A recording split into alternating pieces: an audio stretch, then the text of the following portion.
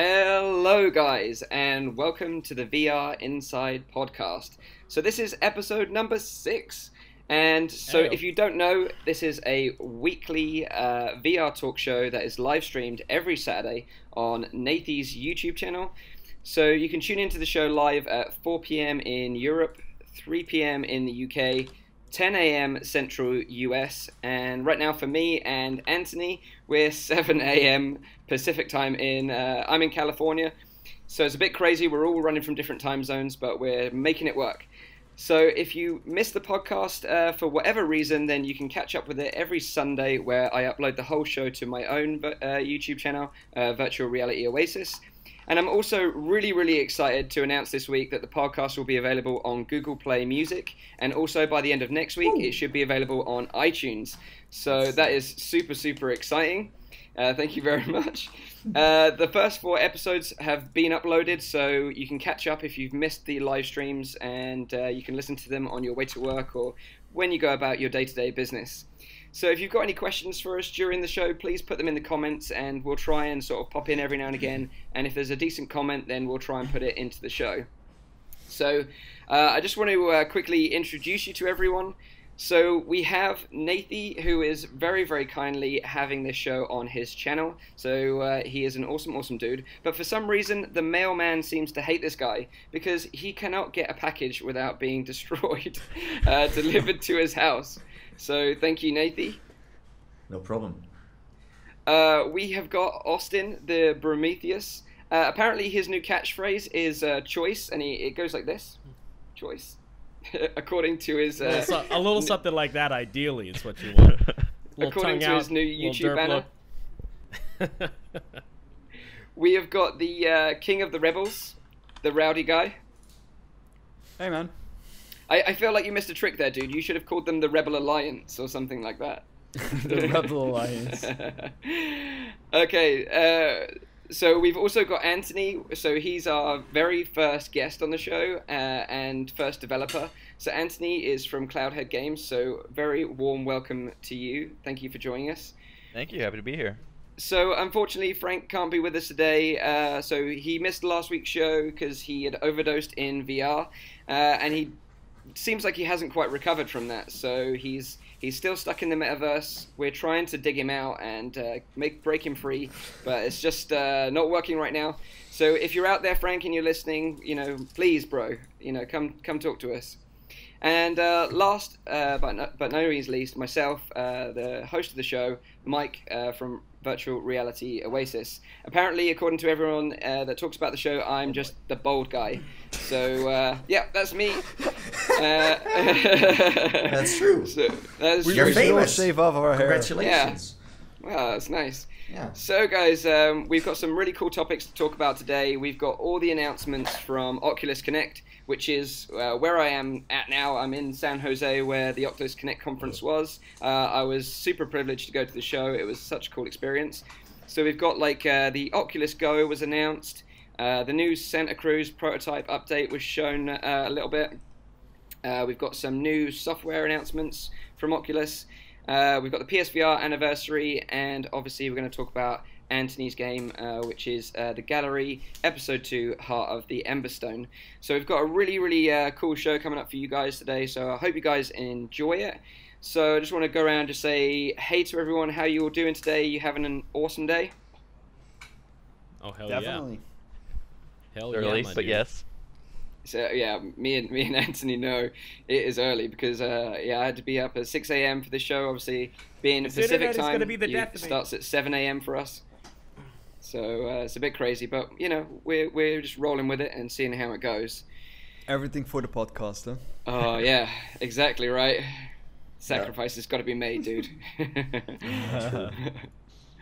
So yeah, so we're going to kick off the show with obviously Oculus Connect. So Oculus Connect, if you guys are not aware, is a yearly event that Oculus host in San Jose. This is the 4th one that they've done now, and generally speaking at these events, they announce new hardware or new software or new partnerships with developers and all sorts of really exciting, interesting stuff. So I actually went to the keynote, which was on the 11th, which is Wednesday. where Mark Zuckerberg kicked off the keynote and had some really sort of like bold goals for the future of VR, but also some interesting hardware and software announcements as well.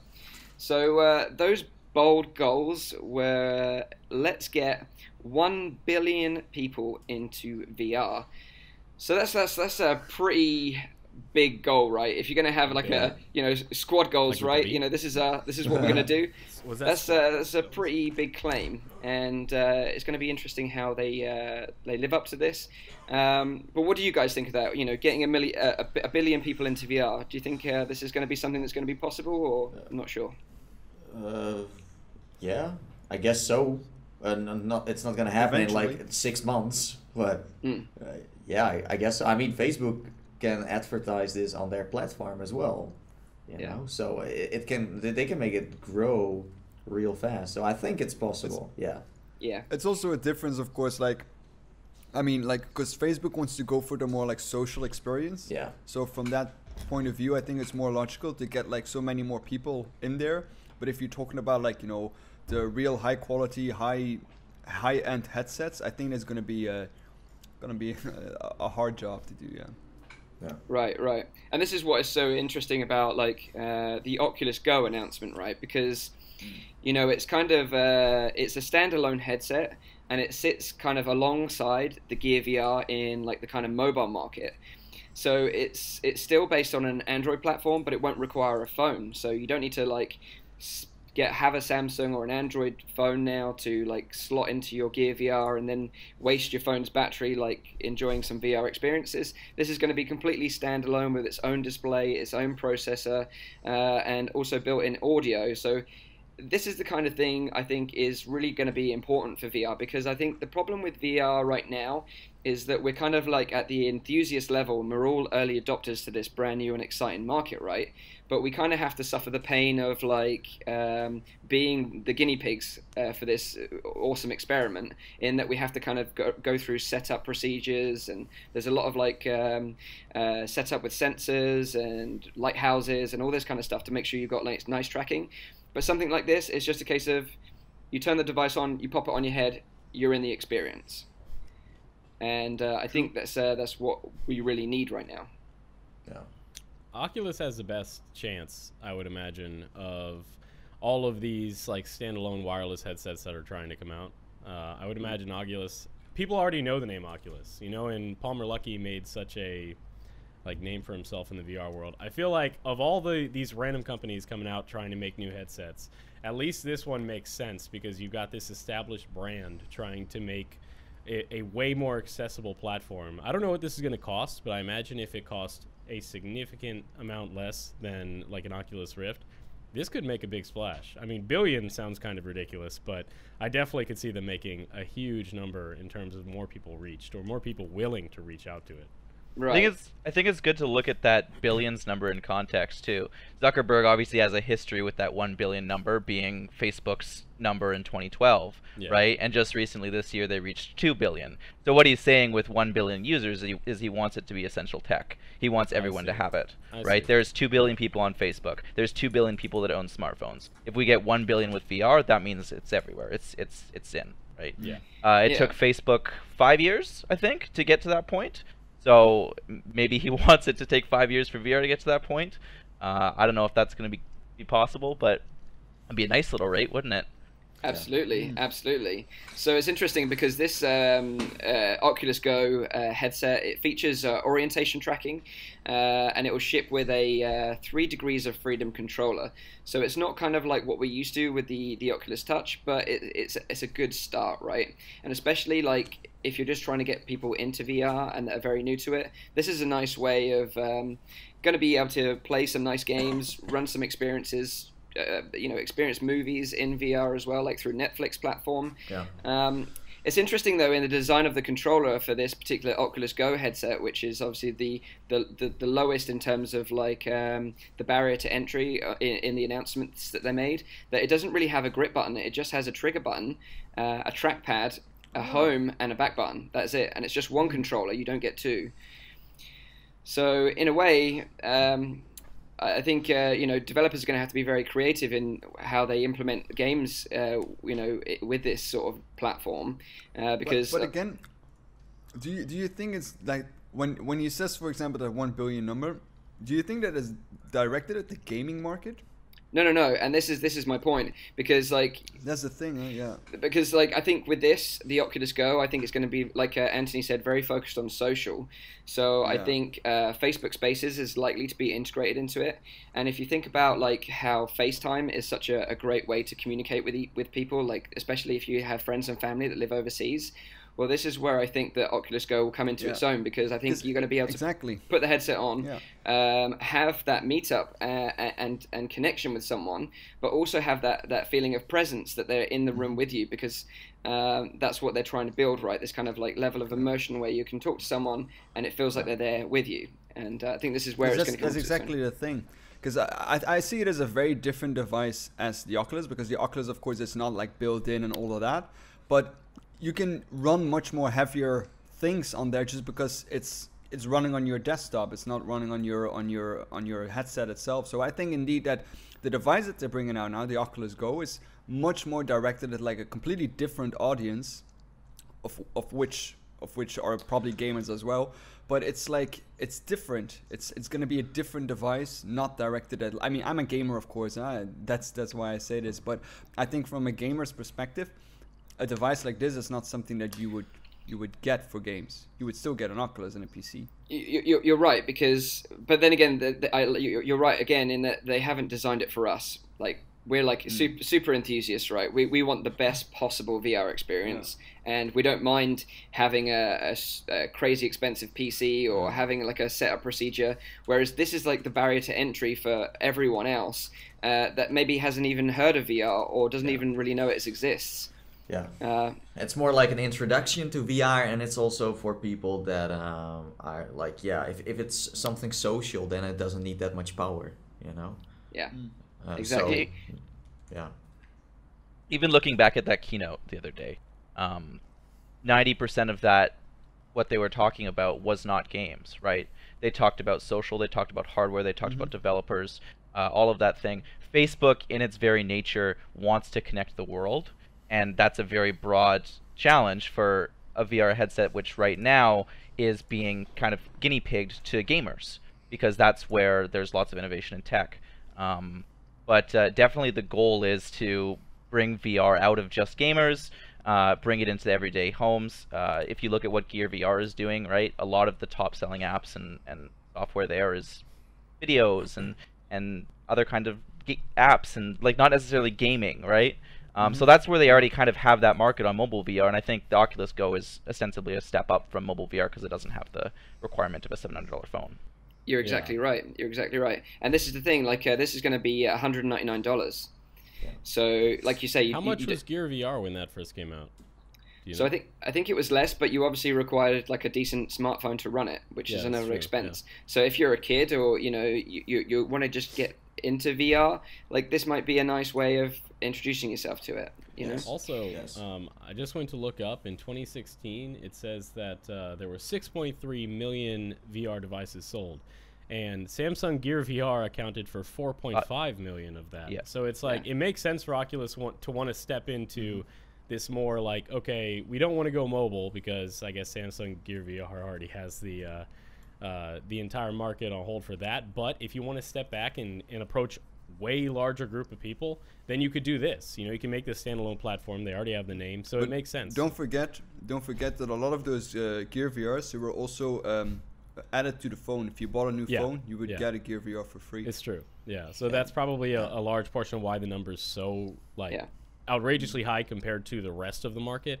But it is also still worth noticing. I mean, Samsung became like if you know VR, you probably like I talk to a lot of people who are like, oh, you do VR stuff, and then I'd be like, yeah, I play with HTC Vive or whatever, and they have no idea what that is, but they are very quick to say like, oh, the Gear VR, right? And I'm like, it's a little bit different, but yeah, that's the basis of it, and I understand why Oculus would want to spend time starting to approach that market, because it's easier for more people to get involved.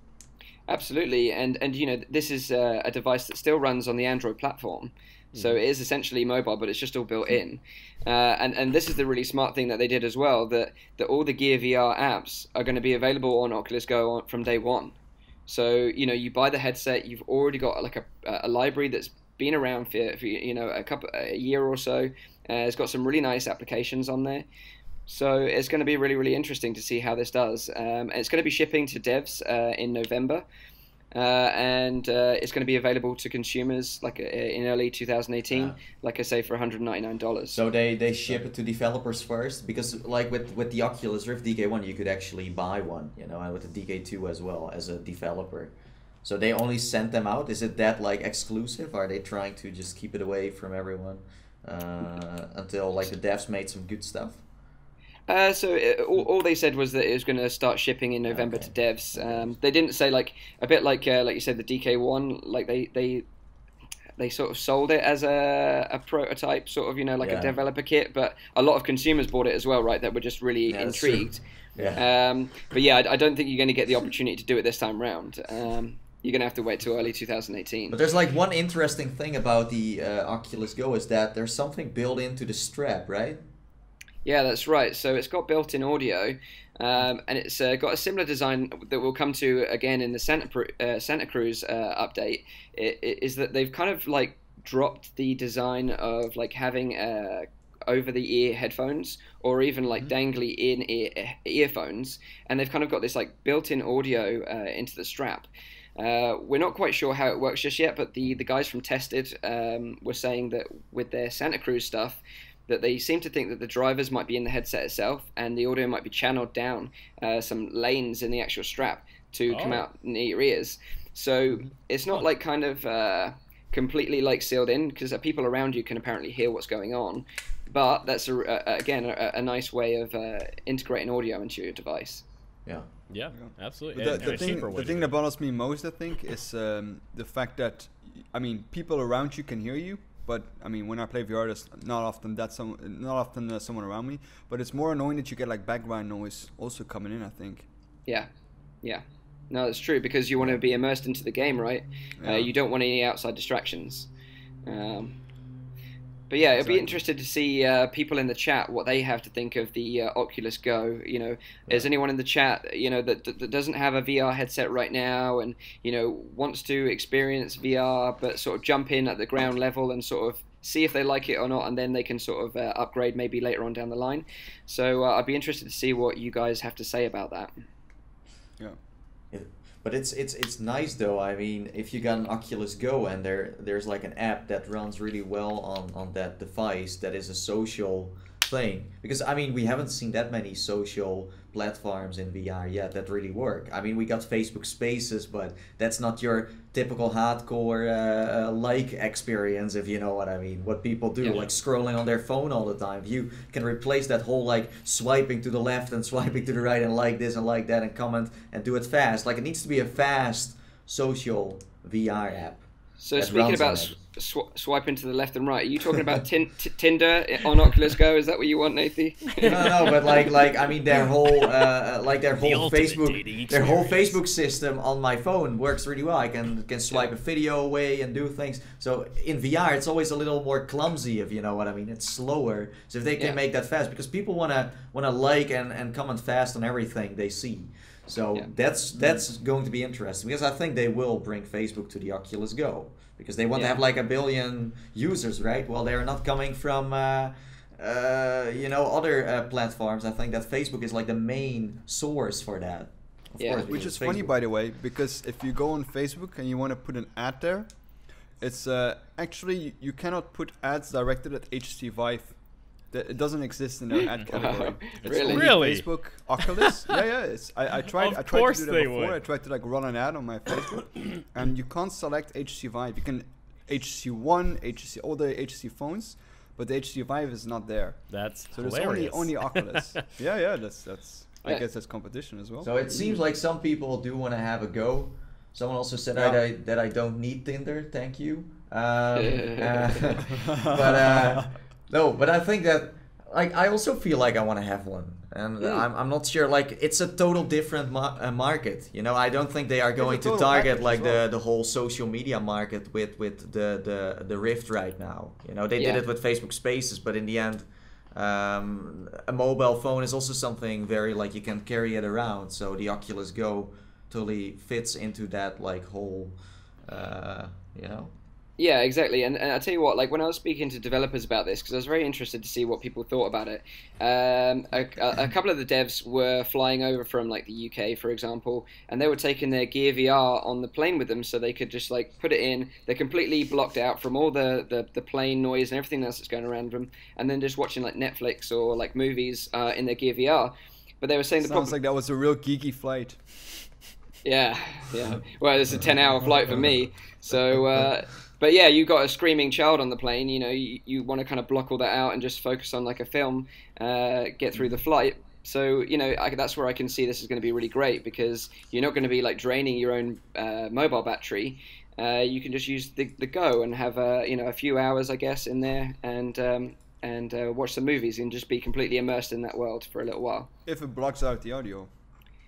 Well, yeah, actually, that's true, actually. You know, you're right because it won't, will it? So... I mean, Anthony, what do you think of the Go? You guys see yourself working on something for that? It's just because of the nature of the gallery. It's a high fidelity experience, and it's built for PC VR. It's really difficult for us to look at mobile VR and say, okay, we want to make a game that fits these constraints. Because we know it's going to harm a lot of the stuff. 3DoF controllers don't really work for the kind of stuff we're going for with the gallery. So mobile VR is not really something we're looking at right now.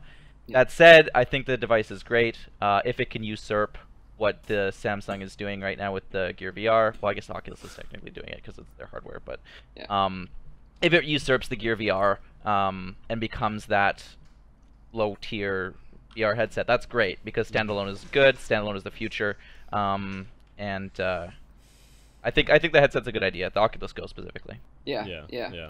So it'll be interesting as well to see if like applications like you're saying about social, Nathie, you know, that the other social apps like VR Chat or Altspace would be a good fit for something like this, right?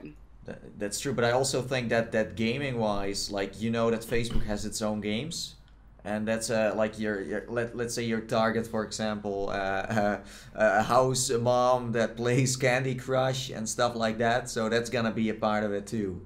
You know, it's not your hardcore. It's just that nicely casual, you know, poop emoji experience. I don't know how to say this, but you get my point. Where just a casual, people don't want to have like a big PC or have too much. Just simple. It works, and that's it. You know, a friendly user experience. I live my life one poop emoji experience to the next. That's pretty much.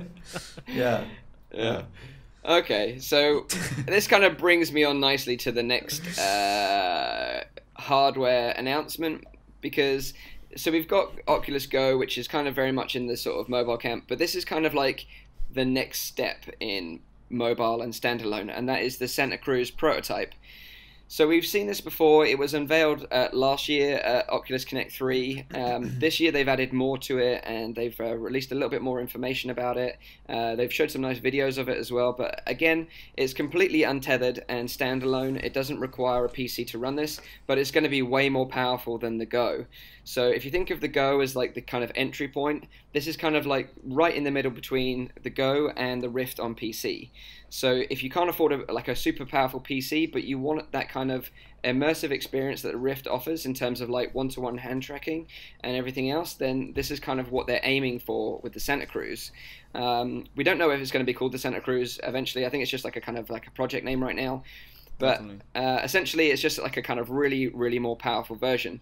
But this is interesting because it comes with 4 cameras built into the headset, which provides kind of inside-out tracking. It's got built-in audio, like the Go does, in a similar way. It sort of channels the audio down, we think. It's got 2 fully tracked 6 degrees of freedom hand movement controllers. They look very similar to the Touch, but they're kind of designed a bit differently. And they also have trackpads rather than thumbsticks. So what do you guys think of that, the trackpads? I think it's very interesting. I'm very excited for. I heard that the controllers, like how you hold them, is very nice because I mean I was always dreaming of having like a thumbstick and a touchpad as one controller.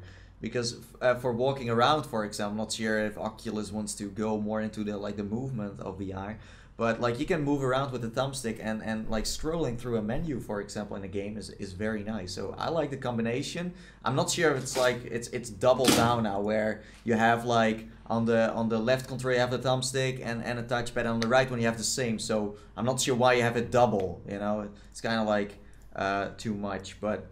I don't know. I'm very interested in it. Yeah. It's interesting as well because Microsoft have kind of like done both, right? In their new mixed reality controllers, they've got thumbsticks and trackpads. So sorry. I was like confused with the mixed reality one. Yeah. But this one has only the touchpare, right? So that's right, which is a first.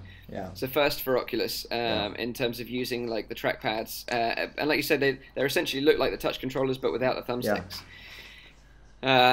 So I find it interesting. Yeah, I find it really interesting. But again, I'm wondering like, what is their target market here? Like, it's getting so splintered at this point. It's like, because I remember from hearing from like the tested video as well. The guy said, you know, no matter how much work they do, they will never be able to get, you know, a PC of 2017 in the year 2017 in that headset, and by the time that they can get a PC of 2017 in that headset, you know, we will already be in 2020 with 2020 PCs, and you know, with Moore's law, everything is like increasing and everything becomes faster and more graphical processes, and I'm really wondering what is their target market here, because if it's for a social experience, then you don't need the more powerful processor, I think. And if it's for gaming, then I'm afraid that it will be too light to get what we expect with the HTC Vive, with the Oculus Rift. And in addition to that, it's also going to be more pricey in a way. Like, I'm sure they would have to, in some sense, price it below the Oculus Rift, right? Because that's their premium one. But if you think about it, there would be less hardware actually on the device itself, and that leads to them needing to like have an additional price. So it's like, how much lower could this standalone headset actually be from the Oculus Rift? And are people gonna see that price as like an acceptable reason to not just go the extra distance for the Oculus Rift? I mean, it's the standalone portion. It's the fact that there's no wires enough for people. Because I feel like you're just going to overall have a better experience on the Oculus Rift. I know you would need like a standalone PC, but it's like, I don't know. I'm having trouble seeing but where it depends you place it depends on the people that they target for that. Because I mean, if they're targeting gamers, then but I mean, a consumer thinks very like simple. It's like, oh, wireless, I don't need any cables. That's the one I buy. And then they don't like most people don't do that much research when they buy. The concern for us as developers is that, as you said, this is splintering things, right? Yeah. This is introducing a third tier. If the Oculus Go is trying to replace mobile VR, and there's the Oculus Rift still because the standalone will never be able to catch up to PC, then that means we now have a third tier with this standalone Santa Cruz. Which means that in order to build for that platform, developers are again going to have to make concessions. Right? They're going to have to constrain graphic fidelity, size of the games, all of that kind of thing is going to be constrained again. And I think that's a very bad thing to do that at this point in time. It doesn't necessarily help. I think, again, as I was saying with the Go, standalone is the future, right? We're going to have to move away from any hardware restrictions at some point. But it's just, it's a little nerve-wracking right now to see a new piece of hardware that's below what we already have, because we want to build for everything, and if that's the one that takes off, then oh no, we've got to scale down the gallery. You know, we've got to find new solutions, and it's tough, right? It's a tough middle ground. But I think as well with this particular device, like this is kind of the way I see it, is that it's kind of like a console in a way. Like my guess is that it's probably going to be around $399 as a guess, right? But the way I see it is that you can get that and experience like Dead and Buried, for example. You can jump into a game of Dead and Buried and play with other players online and have that amazing feeling of moving and jumping around and having these track controllers. But say like I'm a 16, 17-year-old kid and I really want to experience that. Well, my barrier to entry on the Rift is like £1,000, $1,000 PC and a $399 but that is now. Rift. That is now. When is Santa Cruz coming out? We don't even have a release date yet. No. So it'll be a couple years. So by the time, Yeah. I mean, the Rift now is already dropped to $399, right? Yeah.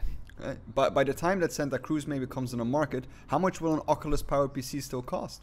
Yeah. Everyone will probably have a PC that can power it. And you'll have probably the next generation of like Nvidia GPUs or something. You know, Volta is going to be coming out at some point in 2018. Yeah, but I mean, of course, but then you're pushing up the price again. But I think pushing in the future down the you can price. easily get. No, I mean, if you buy like the Volta, then no, because at that point you could just get Pascal, because all those cards already run. Exactly. All VR games like pretty much well. And with Volta out, they would have to bring down price of Pascal. So it's like things are going down. You know. Exactly. What they would have to do with the Santa Cruz is build a headset that can compete directly with your Oculus Rift without the need for buying a PC. No. And I don't see that happening. No, you're right, and I don't see that happening either. But what I'm saying is, like, if I was 16-year-old me right now, you know, going back in the day, the Santa Cruz is probably the product that I would probably end up buying, purely because I couldn't afford a PC. You know, I'm never going to be able to afford one as a 16-year-old kid. But I want that experience of moving and going crazy in VR, like in Dead and Buried, for example, and playing with other people online. So that's why I kind of compare it to like an Xbox or a PS4 in terms of like it's a gaming platform that is kind of like you just buy it and you play games. Yeah. And that's kind of where I see it. I know a lot of people are, because again, it's not for us. You've got to remember that these devices that they've announced are nothing for us, because we're the enthusiasts. We want the cutting edge. But I think this is kind of like what people in the middle will want, to get that true experience, but not have to have a PC to back it up. And of course there will be sacrifices.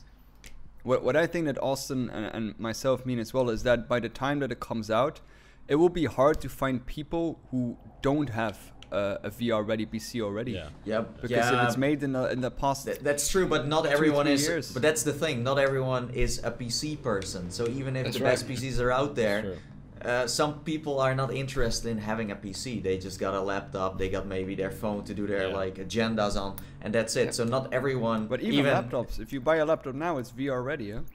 Well, I mean, if you get a gaming one. I mean, but in the end, even if it's getting really cheap, then still not everyone wants to have a PC. Yeah, Nathie was talking about earlier. Nathie mentioned earlier that, you know, people don't put the research into things, and they also don't want to have to think about it. And like the more I've been thinking about this, it does actually make sense where they're coming from to try to do this. My worry is that, think about like if somebody like kind of what Anthony was talking about, you know, how the gallery is a very like high fidelity game. Like a lot of what you're experiencing in that game is just like how awe-inspiring everything is around you, right? So imagine like watching a video on YouTube, like you're about to go get your Oculus Go, you're watching a video about this like the gallery or something. You can't wait to play it on the Go, because now they have a Go version of it, you know. And then you get into it and you're like, wow, this is not what I was expecting. You know, I was expecting this much higher resolution, you know, this whole different like sensation. You know, like he was talking about with the splintering. Now you've got all these different versions of games. You've got this smaller market essentially, because now they don't have to choose between two things. They've got to choose between all these different things. So it's like, I see where they're coming from, and it does make sense, because a lot of people, like you said, they just simply don't want to be PC people. They don't think about it, but you also don't want to end up with a lesser experience than what you were expecting, just based off of like the market in general. You know? But let's be clear, right? Because like, okay, so a lot of the reason why I ended up getting into doing like YouTube and stuff like that is because none of my friends are into VR, right? Despite like my best efforts, because the PC is the biggest problem for them. They all have consoles, they all play on PS4, they all have like Nintendo Switches. And I think this is where this will come into its own, because I don't think you need high fidelity to have amazing VR experiences. Look at Superhot, for example, right? If you have Superhot with this, that you're completely untethered and you can just dance around in your house and play Superhot. And break all your TVs. Yeah. And break all your stuff. I think you're going to have a great time. I think your console analogy was on the money. Yeah. If they compete with PSVR, maybe that's the right market for this. If they can hit the same fidelity that PSVR can get, the same frame rate, the same refresh rate, all of that kind of stuff, if they can match PSVR and get the AAA developers that enjoy PSVR because of its huge market size, you know, get Ubisoft porting onto Oculus Go, get Bethesda onto Oculus Go, get those AAA developers on Oculus Go, and turn that into a PSVR without a PSVR, That's a good market for that, I think. I can actually see that happening. But too, even still, then they would have to build the entire PlayStation in the headset. I mean, close to be to fair it, yes. though, the PlayStation 4, like, what's the teraflops it's pushing out? It's not nuts. It's really like, and even the CPU they have in that thing, it's really not all that impressive. It does the job for PSVR, but you got to remember, PSVR is already a very scaled down version of, you know, what we're used to in like the Rift or the HTC Vive. So I could see that actually being relatively possible. Yeah. But the mobile VR, like even in the early Luckey days with the dev kits, those were made with mobile parts, right? Like the early DK1 and DK2, those were with mobile parts, mobile displays, mobile processors. So mobile is continuing to go up. It's slowed down for sure. Like Moore's law isn't a thing anymore. But I took a look at the specs for the upcoming iPhone. That thing is faster than a MacBook Pro. Yeah. Like that processing speed is still around. It's just a matter of getting the GPU in there, really. So. But certainly from what because I spoke to some people that actually got to try it out, and like, you know, I was desperate to try this thing out, and I tried really hard to have a demo, but they were really selective about who they showed this stuff to, and it was like all the major like news outlets basically they got to try it. And I spoke to a couple of the guys that tried it and a couple of devs that tried it as well, and what they said was that, you know, there wasn't so much about the graphical fidelity, but the sense of freedom that it provided added more immersion than what in the way that the Rift can provide in one way, because you're untethered and you have this amazing freedom, and the Guardian system was very smart in it, that you could move around freely without being scared that you're going to trash your place, because it had this very clever system integrated into it. So the thing is, for me, like, it doesn't necessarily interest me as a device that I personally want to own, but I am excited for the fact that it exists. It would be interesting to see what they do in terms of like people that want to get this and maybe create content using it, because I don't know how they would do that, because it's not tethered to a device that you can record the output. So whether they're going to have some sort of streaming thing built into it, like they've announced with their new Dash system, I don't know, but that'll be really interesting as well. And in the end, I mean, this is called a project. So there's a lot going to change. Like, this is just, hey, because last year they were also showing out at Oculus Connect, like, hey, we got a wireless headset, and then it was like on the back a big like battery, you know, and stuff like that. So now they're like narrowing it down, trying to get like the reactions here, and I'm sure it's gonna take all before this comes out. But I think it's good. It's gonna be like a thing for people that do not want to have a PC, because there is a big like. You can target a big audience for that. Yeah, and I think this is going to be available for developers to play around with next year. So yeah, they're going to be shipping them out and getting people, you know, developing on there. So it's going to be an interesting product. But talking about like sort of wireless, obviously, you know, TPcaster recently announced that they've got an Oculus version of their TPcast coming out by the end of the year. So, you know, if you want to experience completely untethered and you've got the space, then maybe you can sort of get a bit of a taste for that with the TPcast. So that's interesting as well.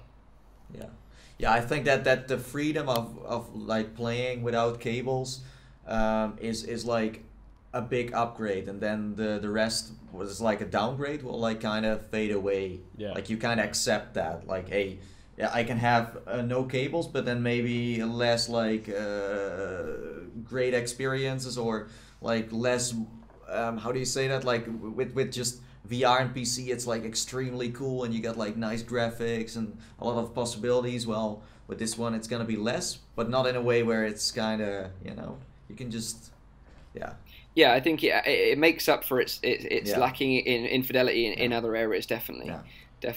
So yeah, it's exciting. I think go on, sorry bro. I was just gonna mention real quick, like, I know we've actually mentioned this before, but the wire like coming out the back only really annoys me when it's like tangled up. And I would actually I would probably say that the weight of a headset is probably more like immersion breaking than the wire. And I feel like with adding all this hardware on there, it's more likely to be heavier than it is having this annoying wire. But that being said, again, but have you tried wireless? I haven't tried wireless, but even then I would also mention that, you know, you're adding these battery packs to to your body, and the little thing on there as well. So I mean, I don't know how much better it could realistically be, but I guess I can't actually know that until I've tried it. So yeah, I think so. I think it's the same what we had with the discussion with the field of view, is that it all seems fine, but once you increase that, I think you really notice like, oh yeah, okay, this is way better, even though you never really minded it or never really paid attention to it. It's a subconscious thing. The wire is one that doesn't bother us as gamers, but it's something that does bother general consumers, right? So if Facebook's goal is to get everyone in there, then we have to get those general consumers, and they're bothered by wires. We demo the gallery all the time, and 70% of people that have played games before, just, the wire disappears for them. But there are still a lot of people that still get tangled up with it. The housewife that wants to play Candy Crush that Nathie was talking about, if we want to sell her on VR, then the wire's got to go. So and it was interesting you say that about the housewife, because in Oculus's keynote they had a lot of images of like grandmothers in VR. Yeah, I noticed that. Yeah. And I actually sent a tweet out. I said, "Oh, like Oculus is grandma friendly, confirmed." Yeah, it's actually funny because the grandma that they showed, she's in part of one of the Facebook groups in Oculus. Oh, really? And she posted her experience that they came and filmed her. She had some problems setting it up, and she reached out to the people on the Oculus group, and that's how Facebook basically saw it. And they said, we come and help you out if we can film for the keynote. And she said, yeah, sure. That's amazing. They came over. That's the sweetest thing. Yeah. That's amazing. That's nice. But exactly, if that's what they're sort of aiming for, like even your nan can put a headset on and have a great time, then that's great. I think we're moving in the right direction. Even my nan, nan. that's a British term.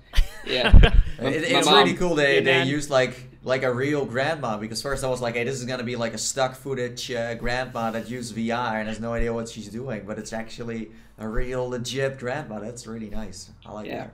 Real grandma confirmed. Legit. Yeah. That's true. So in terms of the Oculus Rift itself, like we didn't really have any more news other than the fact that the new price point is going to be $399 moving forward now. So it's the same price as the Summer of Rift sale price, but it's going to be fixed from here on out. So that's really, really exciting as well. Yeah. Obviously right now, the Vive is running at $599 with a Fallout bundle.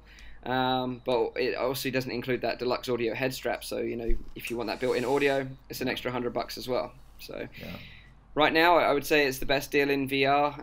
If you haven't got into VR yet and you're thinking about buying a headset, I think it's a great price. And obviously now that we know that there's nothing new coming out imminently, it's a great time to jump on board if you've got a PC that's powerful enough to run it.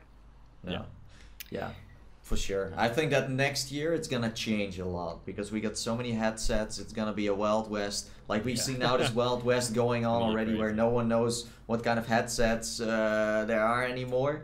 Like next year, then it's gonna change, because right now it's still like Rift, Vive. Now we get like the mixed reality. That's just VR, by the way, guys. Headset, and that's it. But I'm sure it's gonna change. We first started off friendly in a way. Now we will slowly see that VR war happening, where everyone has a headset, everyone wants to sell it to everyone out there, and then their device is going to fail as well. I think so. There which will one? be plenty of failures, I imagine. I don't know. We will see. There are devices going to fail. Not everyone can survive. I'm sure that not everyone will be able to deliver the full experience to people, and that can include customer support, VR experiences, games, the way they talk to people on their Facebook, Twitter. I don't know. We will see. We will see. There are always people that have like troubles to start up with VR, and they're like, okay, let's just give it a try and see how it goes. But yeah, next year it's gonna be crazy, and I don't even know how to be able to handle this anymore, because for me it was like very easy. Like I got a Rift, I got a Vive. Okay, well that's cool, but now it's like expanding, and you need to like we have a role, in the whole VR community to like deliver the best like videos out there and tell people like this is a headset you could get, but also this one. And when there are like tiny differences, it's gonna be so hard to. Yeah, It'll that's be true. like a 3-minute segment at the end of all of our videos that just talk about which headsets this works for, which ones they're worth. So I think that marketing wise this could be kind of an issue where everyone needs to figure out how to do this, but also like developer wise, as Anthony said, where they also need to think like, oh my god, which headset, like this going to be something very important. I think that when Steam VR accepts one on their platform, at least PC wise, then that's the ones you should focus on. But outside of that, I don't know. Yeah, definitely. It's interesting, guys. It's definitely interesting times ahead. And, you know, we're not that far now from the Windows mixed reality headsets being released. And again, like from the feedback from some of the devs that I've spoken to, I don't know if you've tried this yourself, Anthony, but they say it's a nice thing. I saw someone pull it out of a bag, plug it into a laptop, and it worked. That was the setup. Oh. Yes, and that's great. The mixed reality stuff, haven't got the chance to try it. We have one in the office, but up until just really recently, then it was just you had to get onto their update role and like go into the preview version of Windows and all that kind of stuff. So it was just a lot of steps for us when we were in the middle of our project. But once we get that Steam VR with the Microsoft mixed reality, then I'll definitely be trying that out. We've got a copy of Arizona Sunshine begging for us to play, so well, I've heard from all the developers that if your game is on Steam VR, then it'll automatically work with Windows mixed reality without any additional work. That's what I heard. Yeah, just almost, yeah. Yeah. So they were saying it's just VR. VR. Well, that's right, so but it's going to work with their proprietary controllers and everything like that. Which is great. The only thing that's not going to work, of course, is the tracking is a little bit different, right? So if a developer really wants to work for that tracking, they're going to have to make some changes, right? For a game like the Gallery, where there's like throwing and you like reach over your shoulder, that's a little bit more tricky for those mixed reality controllers to pick up. So we'll have to think about that forward thinking in the future in terms of design if we want to work for that, which builds into the splintering thing, right? Because now we're thinking about control restraints again, where we didn't want to think about that before. So of course, yeah. So some other updates just from the show were that they're going to announce Rift Core 2.0 update, and this is basically an update that's going to come across the board in December this year. This is going to include new Oculus home environments, so something we've been asking for a long time now. A bit like Steam VR Home, which is a fantastic environment to be in. You know, you can put stuff on your wall, you can have your achievement cabinet, you can do all this cool stuff. Well, they're finally sort of bringing that to the Oculus platform as well. So you can have furniture and move it around your environment. You can have like a retro gaming console with all your games that look like little retro gaming cartridges that you can plug into your retro gaming cartridge and actually launch them that way. So that's kind of nice. And also you can invite buddies over to your house, like your little home environment, and just hang out in your home environment and just kind of chat and, you know, shoot some targets or have some fun. Soon in the future, you won't be needing a house anymore. Yeah, that's right. I'll be your VR real estate. Just like a little... Hey, Austin, you want to come over to my house? Yeah. I cannot wait. That sounded so creepy. I will bring my wooden shoes. I am excited. Yeah, that's right. You'll just need a little VR Schmiegel cave, and you'll be happy. Yeah.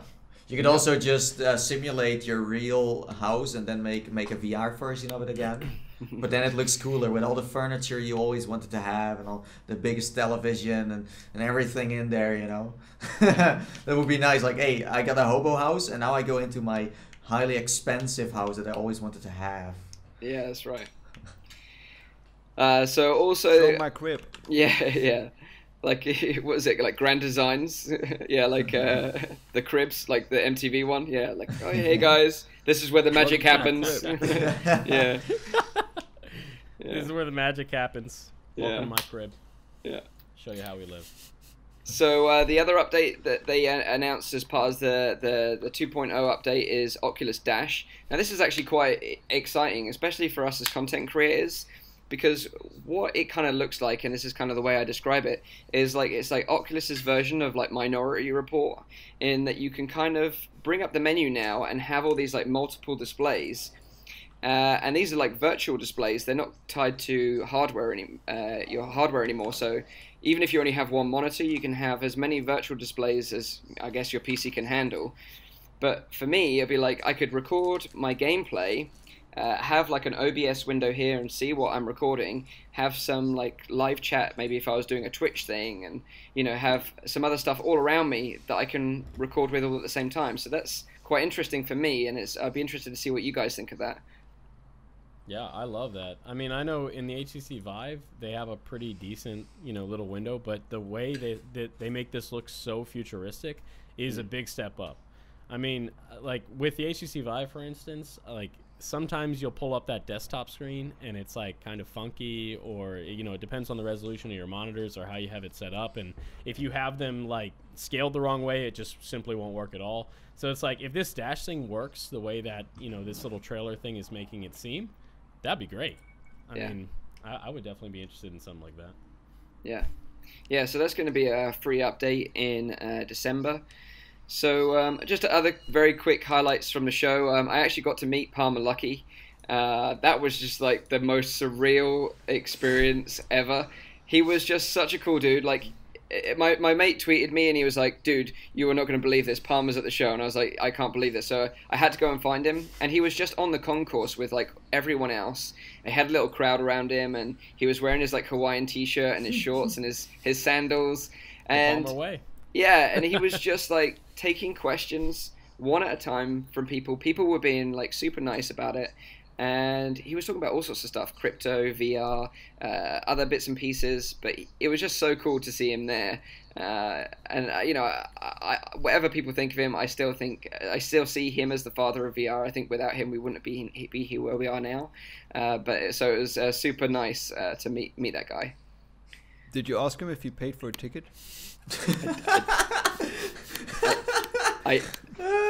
And that's the thing. I wanted to know if Oculus knew that he was there or not. Like, had they invited him, or had he just like bought a ticket and just turned up to the show? We just don't know. We don't know what that relationship is like. You could have known if you asked. Yeah, I know, but that's true. I didn't want to be that guy, No, I think they knew he was coming, because that's what I also told Mike. So Oculus Go got announced, and then an hour later they went live with their new Twitter account at Oculus Go, and the 5th person they were following was Palmer Luckey, and that happens right when the whole stream stuff is going on. So I'm sure he was a part of the whole plan here to bring him over, and he's very inspiring to listen to. And it's funny, I watched some videos of him doing like some talks to everyone, and I saw you like popping up all the time in the back, like fanboying around. Yeah, like, please, notice me, senpai. Notice me, please. Yeah. So that's true. It's cool. It's cool. Okay, so I think we have talked enough about Oculus. So let's move on to why Anthony is here, so we can talk to you about obviously your new game that's coming up, which is The Gallery Episode 2, Heart of the Emberstone. So am I right in thinking it's coming out on the 18th of October on HTC Vive and Oculus Rift? We've delayed it to 2022, sorry. Oh, okay. Oh, yeah. October 18th. October 18th. It's happening. It's actually happening. Your kids coming out. should be able to play it. That's exciting. Yeah. No, it's coming out, and we're really excited. I actually just yesterday played the final ending with all the music properly in, and the game is bonkers. It's gonna be special, huh? It's gonna be special. We're really excited about it. I mean, there's a lot of stuff going on in there that we haven't really seen before in VR. It's been an incredibly long journey. Longer than we expected. But how long has it been? Like, how long have you been working on this for? Yeah, well, we started pre-production around the time that we finished episode 1. Right. So it's almost been a year and a half. Nice. That's exciting. And that's I got a funny story about the gallery as well.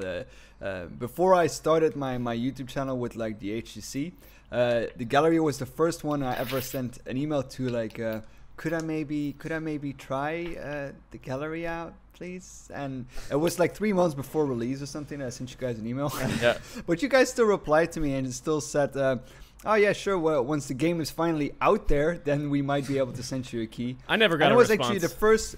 It was actually the first game I ever played with my HTC Vive. The first game. Yeah. Yeah. We were fortunate to be for episode 1 to be bundled with the Vive for like 7-8 months, and that was a huge honor because it meant that a whole bunch of people, it was their first experience in VR, which is, I mean, what can you even say about that? Like, in a project you've worked on, and that's the first thing that someone is going to step into when they get this incredible new platform, this piece of future. Yeah, we're really grateful for that. I think it's also probably worth mentioning that despite being one of the very first games, you guys set a pretty high bar. Like, you guys weren't messing around. It seems like a lot of the games that came out well after the Gallery Episode 1 were still way behind. True. You know? I think you guys did a great job. The thing there is that we were working with VR for so long, right? Our CEO and creative director, Danny Unger, he was like friends with Palmer Luckey on the forums back in 2012 before the Rift even existed properly, right? So he was one of the first people to get a dev kit. We worked with that, and because of the innovations that we were doing with the software, because we were one of the first studios to bring the 6th Sense motion trackers into VR. And that got the attention of Valve, who then brought us into the early versions of SteamVR and Vive. And so we were one of, I think, the first 10 developers to get that hardware. And it would just continued like that, right? We were very fortunate to have access to all this hardware really early and to work with it from the ground up from the very beginning, which meant that our game felt like a game that had been worked on for a few years rather than a game that had been worked on in 1 year or something. Talking about hardware, I think I've been following you guys since you've been developing for with the 6th Sense, the Hydra controllers. That's where I actually knew you guys from. Yeah. Those are in the cupboard now, but but yeah, that was a big part of our identity, and it continues to be, right? Because Hans. We've always felt amazing what you guys did in the gallery with Hans. Yeah, exactly. Yeah. Because I remember I think I spent almost like 45 minutes in the tutorial just throwing at those bottles. It was such an insane experience for my, because I still do when I have people coming over. One of the first experiences that I show them is often the gallery. Also because it's more of a slow-paced experience. Like, you know, this is how VR should be done. And yeah, I really enjoyed that. I really enjoyed that. No. A lot. I totally agree. I mean, the three things for me for the gallery is like the sound design is freaking awesome. Brilliant. And then you got the fact that how you like pick things up works really well. It always like seems to be right in a way, you know, where how you hold it with your finger and then suddenly you flip it around in a way. It just works, you know. It doesn't seem like it snaps right away. It's like a little yeah, I don't know. I need to pick something up every time I do it. It's nice. You enjoy it, you know. And then last but not least, what you said, Rowdy, like the backpack. Still something that a lot of games don't do is like have a backpack. It really adds up to that. Like, hey, I need my backpack. I need to put some stuff in there, and you know, that's really nice. Yeah, that's really cool. Yeah. Also probably. And then we're not even talking about the story yet and the puzzles and stuff like that. It's just like the small details. It's like, fun. Like you guys, you played the gallery like just as it came out, when, you know, on the HTC Vive. Obviously, I only played it like 2-3 weeks ago. So I think a lot of the wow factors for me had kind of, you know, I was a bit numb to it because I'd played so many VR experiences. But one of the things that really stood out for me, and I thought it was, like you say, is the backpack, that it was such a smart design on how to manage your inventory. That you're right in that many developers haven't taken notice of that because it is such a nice system. And it's just so intuitive. You reach for your backpack, you go through all your stuff, you put what you need into it, and you just chuck it on your back again. That's just job done. And that it was such a smart design in that sense. And is that going to be featured in the next episode, or? No. We know we got rid of it. No, yeah, the backpack's definally back. The first thing you see is the backpack on the ground. Can't pick it up. The rest of the game, you're without one. Wow. Listen, yeah, no, the backpack's an interesting design because it's experiential design, right? So you get into VR as a developer, and the first thing you realize is, okay, menus suck, right? Sometimes you have to deal with them, right? So we have like an in-game menu, but we also have the gamepad version of the menu, you know, in case you wanted to go that way. Cool, yeah. And of course the backpack, right? Inventory screens are gonna suck in VR, but why not pull it off your shoulder? And that's like a collaborative effort to get to that. It's not like just someone had a stroke of genius. It's a matter of just like being inside VR and playing with things for so long that you get those cues, right? And And so you're going to see stuff like that come out over time, you know. If you look at Duck Season, then you put the cartridge into the thing and start the right. It's all experiential design that way. You got the gun on the holster in some games. Anything that gets you physical like that and replaces UI elements with physicality is what VR is about. So listen, my good man. I'm sure there are probably some things about this, but speaking of controllers. What can you tell me about the Knuckles controller, my good man? I can. Okay. Are you allowed to talk about it all? Like, I don't know if there's. We are allowed to talk about it. Yeah, Valve's been very kind and has put no NDA on the hardware itself. Okay. So I can talk about whatever you. When Rowdy was talking about how he was so excited about picking up the things and throwing them, right? With the Knuckles, don't they they'll stay on your hand even when you're not like actively gripping them, right? That's right. So basically, you slip your hand in, and then you pull a little strap, and then it tightens to your palm. So it kind of wraps around your palm like this, and then you can touch the base of the controller, which is now in your palm, and that's going to track your fingers. So you can lift one finger up, and it'll represent that, or those fingers, or whatever you need to do, right? But the main thing there is that when you're holding the controller, you're not holding the controller because it's strapped to your hand. And so when you release your hands into a natural flex like you would if you're just being in real life, then the controller is still there, which means that immediately you're not thinking about holding a controller, you're just being in the experience.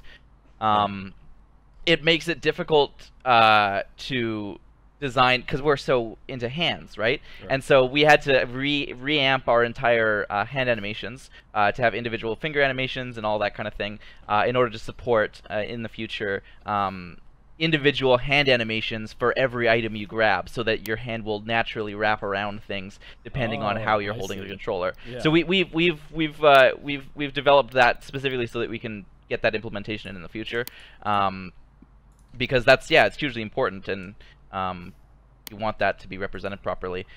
The fortunate thing is the Knuckles actually have a feature that just lets the touch work and replace a button. So one of the buttons we have is the trigger, right? And so you can just replace the button press with going like this.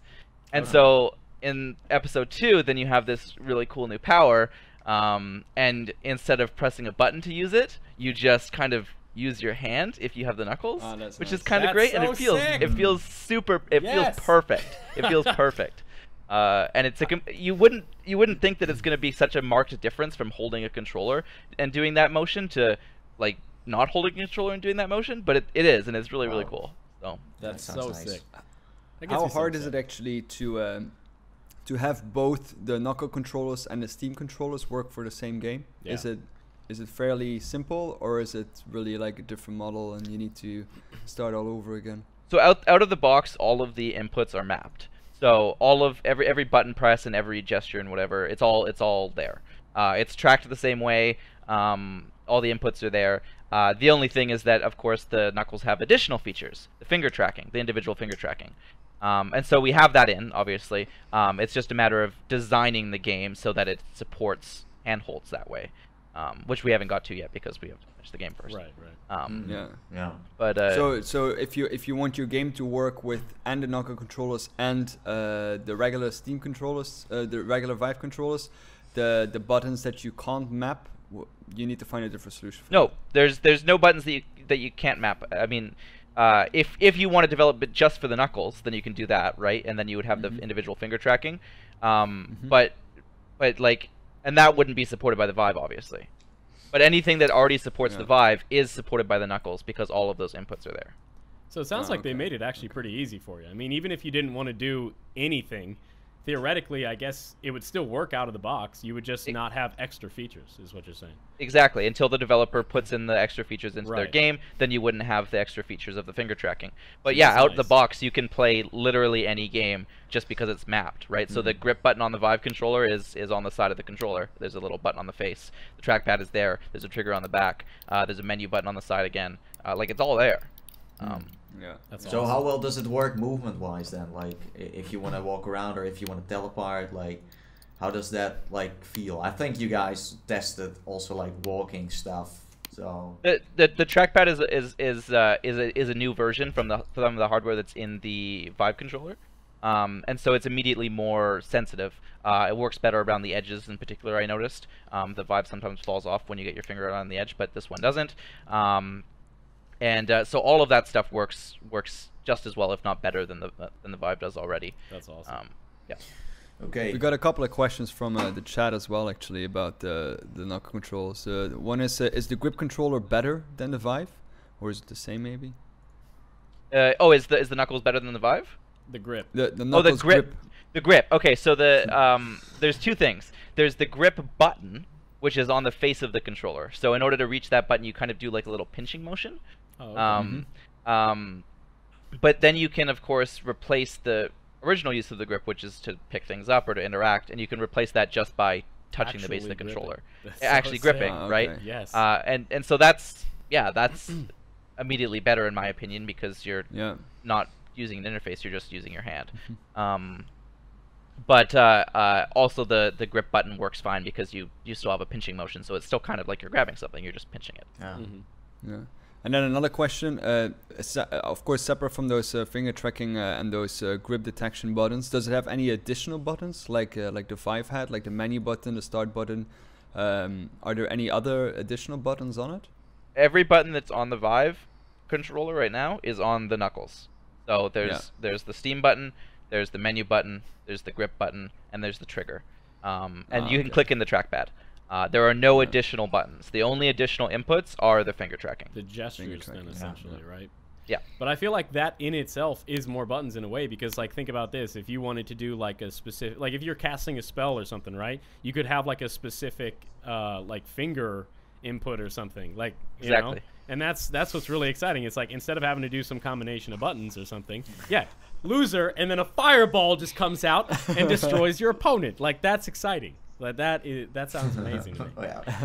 That's the big advantage of. That's one of the huge advantages of the Knuckles is the interface in that way, right? Think about Tilt Brush. Imagine that instead of like having to turn the dial and do all of that kind of stuff, you literally just use different fingers or different pressures or different distances or something, right? Like you can control all of that just like with gestures. Like Minority Report was mentioned earlier, right? Like it's all kind of there. It's really... There's also a question I have, like when you grip, for example, a pistol, how does that feel? Because does it just feel like you're clamping your hand, or is there some kind of like stop to it, like some feedback that you get, or it's about like the touch controller is the closest one to it, because it's thinner going out, kind of like a gun handle would, and then wider.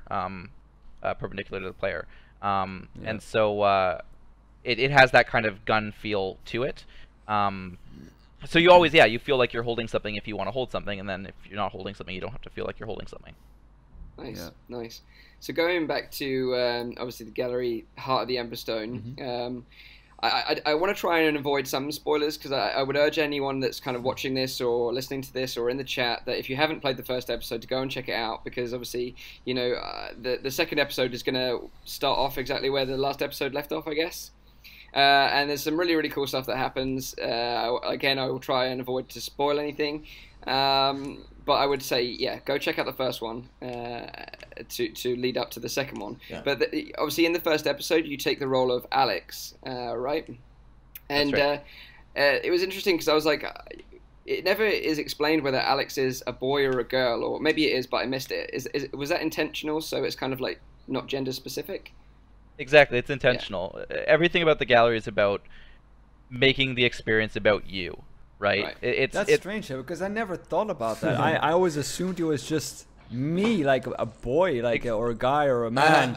I'm a man, of course. And we've tried we've tried to take that further with future updates. On the Oculus version right now, then there are hand types that you can choose from, as well as skin tones. And so you can have thin or thick hands, and then there are a few skin tones for you to choose from, so that you can really be present in the story.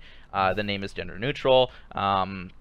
And we've continued that in episode 2 as well. Your player character really is cool. you. That's really cool. Yeah. I think that's amazing, because that's one of the things that I've said already multiple times in this podcast, that I want VR to be like as immersive as possible. I don't want like, you know, some fast experience. I want something that is very story driven, that I can really like escape to and like, you know, like just enjoy the entire ride. It doesn't even have to be like a fast paced shooter or whatever it is, but something that you can get so immersed in that it feels like you're actually part of it. And that is what VR for me is about. Speaking of that, and just to go back to the Knuckles one more time, I'm sure you guys hate me at this point, but I just want to mention really quick, I was watching the trailer and I noticed that there was like a rock that came up and you had to stop it with some power, right? So what if with the Knuckles, you literally, to activate this telekinesis, you just like opened your palms to stop it? That'd be nuts, right? Like, that's what excites me. That's why I want to keep talking about it, because it's so cool to think that like to use like some telekinesis power, you literally just like open up your hands and it stops it right in midair. Like, that'd be so cool. Anyways, continue. Well, you guys maybe have a job offer for Austin. Like, do you like need a plumber or anything at your office? I'm broadcasting from outside their office right now. I've been waiting for the job offer today. Oh, wow. That's funny. We do have actually an RV outside the studio that I think is stealing our Wi-Fi, but I'm not sure. So maybe that's you in there. No, but it's I think it's really cool to like have no like real character bound to it, because then you bring the story really close to someone, and that's what Rowdy says, like that really adds up to the immersion in a way, you know, where you really feel for the character you like kind of team up with, and that's really nice. I like that. Cool. Definitely. And again, I'll avoid all spoilers, but essentially you're a character that's looking for your sister that's gone missing, right? So is it Elsie? Elsie is your sister. And that's what is really pulling me to play episode 2. Like I said, it wasn't like the rest of you guys where you were kind of really wowed by the other bits of the game, other than the inventory that I thought was super nice. But it's the story that has really got me gripped, because you want to know what's going on, right? Yeah. And it's so difficult to talk about it without spoiling it. But yeah, it makes me excited about playing the second episode. But also from the trailer, you've got some really nice new mechanics in the game, where you've kind of got this like gauntlet. So something happens to your hand and you end up with this mysterious gauntlet. So what kind of new mechanics could you bring to the game by adding something like that? So we had been working with hands for so long that whole interaction system, we wanted to see if we could twist it on its head, right? And so that gauntlet is basically a whole new interaction system. That's exciting. And rather than being based on physical inputs, like sometimes you'll see similar powers in other games, but it'll be based on a physical input, a button press, or moving the touchpad or the stick up and down, that kind of thing. Rather than any of that, it's entirely physical. And so it really feels like you are a Jedi or a magician or something, and you're really seriously controlling the world in this really unique way. Yes, please. And then that same device feeds into a bunch of other gameplay elements as well. It's basically it's a magical power, right? So we can kind of do whatever we want with that. Yeah. I've seen other games using that as well. That you can do so much with immersion if you do something with the hands. Like for example, the thing that came to mind immediately was Static on PlayStation VR, which was actually basically played with a controller, but they put your hands in a box and you need to and it really feels like your hands are stuck in that box. It's like really you can't strange, you can't move around, you can't get it out, and you also, because it's so immersive that you don't also try to wipe my hand, I can just get it out. And I think that because you guys work so much with hands, that you really get that feeling of presence in the gallery even more, because it's so well defined in there. Yeah. I remember talking about hands. I remember there was a standout sort of experience for me playing Wilson's Heart, where you actually have to cut your own hand off. Oh shit. That was weird. That was super weird. So in the episode 2, do you kind of get a bit more information that the sort of what is going on a little bit more, or do you sort of have to sort of work that out as the game progresses? A bit of both. Just because of the nature of VR, it's really difficult for us to force you to taken story, right? So we can plant you in a position to make you watch a cutscene as long as you don't turn around or take off the headphones or do anything else. But we certainly can't force you to find the cassette tapes or look at notes or see any of the environmental storytelling. And so there's always going to be a story that you miss if you're not like immersed in there, and so that's a big challenge for us, is trying to make sure that you are immersed in there and that you are excited to look for those things. But the episode 2 is kind of wacky because instead of being a traditional linear playthrough, you can visit a whole bunch of different environments in any order. And that makes it really difficult for us to tell the story in the order that we want to tell it, but also really interesting because then you get this kind of non-linear storytelling, you get this non-linear playthrough, and to top it up even once more is that we don't just have the story of Elsie, we've kind of got 3 parallel stories going on, because there's your story as the player, right? There's your story as the player. This is exactly what we need more in VR, like people actually making like stories. Yeah, stories. And then also stories. like different like worlds, like it's almost like BioShock, you know, where like stories you got so many endings and you're like mind blown and you still don't understand what you just played. And that's exactly it. We've already addressed that like a couple of times in this podcast, saying like, you know, we want more stories in virtual reality, more, you know, things that are maybe even if it's less visually looking or you know, less interesting in that aspect, but if there's like a good storyline that grips you and that pulls you back into that VR headset, that's so much better than the ton of wave shooters that are currently out there. I agree. Yeah, it's the most immersive platform we've ever had, and like all we have are these cookie cutter like shooter games, and it's like you can literally make somebody feel like they are living whatever is happening around them. You have that opportunity now, and it seems like so few people are actually grasping at that opportunity, you know. It's hard. That's the thing. It's really, really, really hard. I can imagine. Because just the scope of something like that, right? Like even episode 1, which was intentionally movie length, was really difficult to make because you have to tell that kind of story in that order without the players missing it, right? And we do get times where people miss the environmental stuff and they don't enjoy themselves as much, right? Or they think that they're completely lost in the story. Yes, there's complex stuff going on in the story, but a lot of it is there, right? A lot of it is there in the environment, and a lot of it is there in the kind of story that you can find. And so it's really difficult to make sure that a story is able to be told in the type of play length that players want. It's hard enough to make a 5-hour 2D game, right? Imagine that when you don't know how to make a game, because you don't make a game for VR the same way you make a game for 2D. Right. No. Design is different, interactions are different, sound is different, narrative is different, everything is different. It just doesn't work the same way. That's why you see VR ports that fail, because it's like, why, this doesn't really fit VR, I don't understand. So it's really, really, really, really, really hard to get to that point where you can tell a story like that. So that's probably. But I still prefer a shorter, but good experience than a game that has no background at all, that you can play for hours just doing the same thing. Episode 1 was intentionally movie length, right? We wanted it to be about the length that you would be willing to sit down and watch a movie. It was a launch title. We didn't know how long people wanted to be in VR for, right? We didn't know how long people could be in VR for. And we wanted it to be the type of experience where you could play for 15-20 minutes and stop because there's a chapter break, or you could play it through in one session without getting sick. Which is smart. I mean, very. How many people do you have on the team working on your games? So we're about I think 14 people on the production side, and then there's another handful of people that do other odds and ends as well. So management and the art soundtrack guy and that kind of stuff.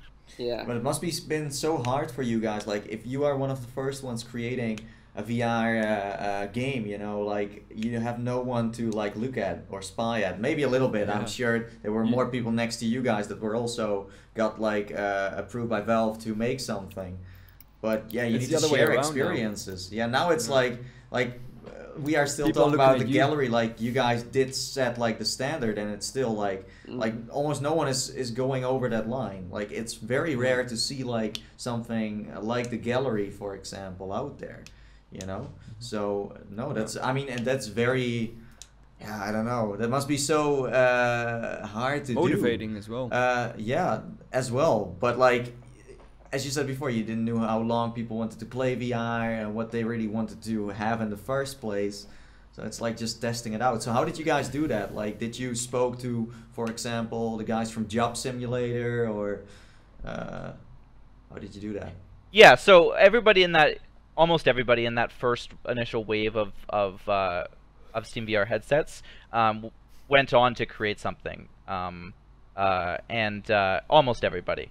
And so all of those guys, we had to talk to each other, right? But we weren't like, we were all going in such varying ways, right? Like the Tilt Brush guys were doing this art experience, and the Job Sim guys were doing this kind of sandbox comedy game, and Brookhaven guys, and like all of these different developers were going in radically different directions, right? So it wasn't like we were really feeding design stuff off of each other, but there's certainly a collective unconscious, the collective development that goes on in any sort of design sphere, right?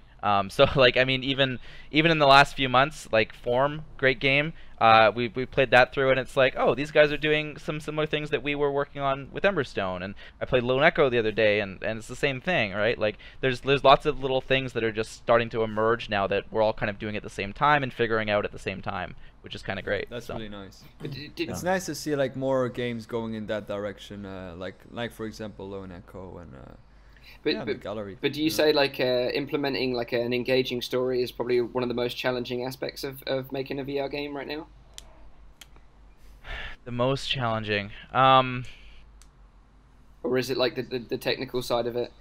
I think maybe yes, because in order to deliver that narrative, it takes every other element of the game. Sure. Right? It takes level design, it takes sound design, it takes writing, it takes visual design, it takes all of those different elements in order to tell a story. Versus something that's mechanic focused. It's already hard for a regular game to give a good story through a screen, so I can only imagine how hard it will be for a completely new platform. So obviously, because you guys were paving the way, what was your sort of like main inspiration for making the gallery? Why choose this kind of like story-driven narrative over like something like a wave shooter like the Brookhaven, for example? What made you go that way? Was there something that really inspired the team to sort of go in that direction? The 80s. Yeah, of course. And 80s movies. Yeah. Denny has always had this passion about VR, similar to the way Palmer was handling it. He was in VR, like, even back in the 90s, right? Like, he spent time in the virtuality, he was creating his own hardware, and so that had always been the platform of choice. And then from there, it's deciding what kind of content to create. And there's always just been this love and passion for the 80s and the kind of wacky stories you can tell in there. And that feeling of, you know, sitting on the floor, cross-legged in front of the TV and being inside of this fantasy world, this ridiculous story, this beautiful, atmospheric moment. And we just wanted to capture that movie feeling, being inside of a movie, right? Again, EP1, movie length, you're inside this movie. EP2, longer but cinematic, right? Very, very cinematic. There are multiple moments. Nathie, you mentioned you really enjoyed the sound design. I think you're gonna love the sound design in EP2. It's ridiculous, it's just the 80s and being inside a movie and that feeling of childlike wonder.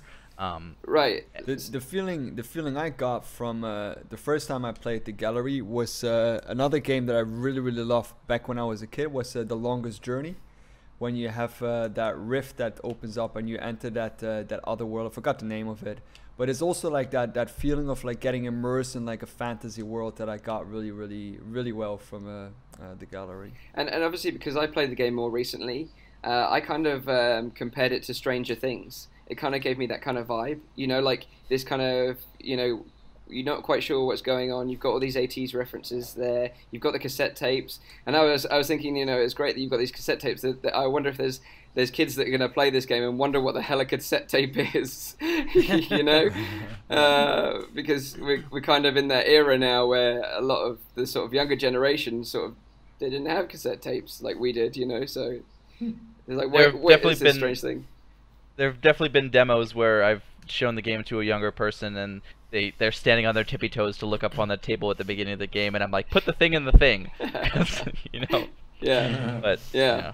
So is there any sort of like do you guys implement like Easter eggs in the game, because it's kind of like a game that you could do a lot of stuff with that, like little hidden stuff that people will really have to go off the beaten path to find?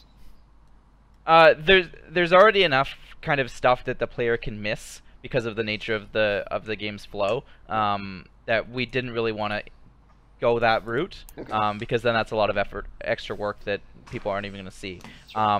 It works really well in games like Duck Season, where it's this kind of interesting path where you're in a room and then another room and then there are things that can happen, right? Yeah. Whereas ours is this big, giant space multiple times. Sure. There is an Easter egg. I don't know if it's gonna get kept in the final release, but there is currently one Easter egg. I like the sound of an Easter egg they're not even sure about. It better be in there. I better find that. That's a serious Easter egg. Is it something that you can share with us, maybe as like an exclusive for our viewers and our audience, or is it something that's going to be super secret? In the first area, okay. So again, this is if it stays in. Okay. Okay. In the first area, there is an alien, okay. A little alien creature, and you need to do something with that.